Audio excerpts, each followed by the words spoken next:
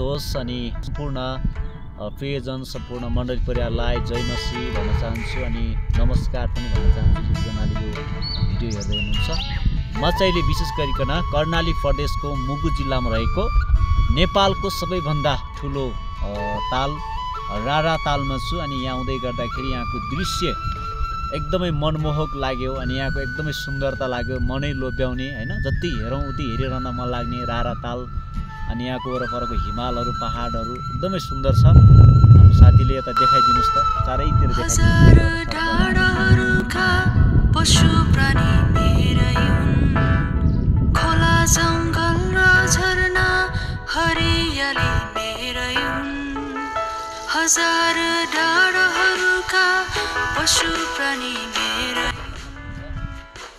लगभग यो रारा तालको गहिराई चाहिँ लगभग 169 मिटर यसको गहिराई।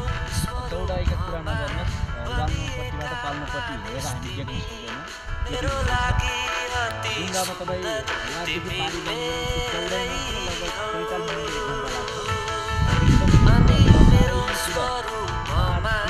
1 घन्टा लाग्छ। हिमाल पनि देखिन्छ, हिमालको नाम